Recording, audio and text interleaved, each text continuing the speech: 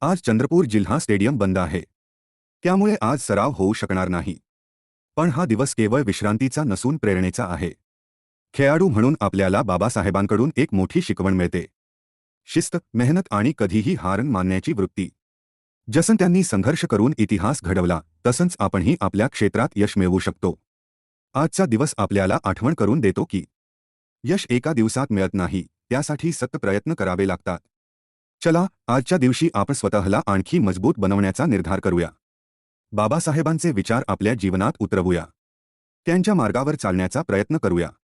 शिक्षण घ्या. स्वतःवर विश्वास ठेवा. मेहनत करा. कधीही हार मानू नका. हीच खरी बाबासाहेबांना श्रद्धांजली ठरेल.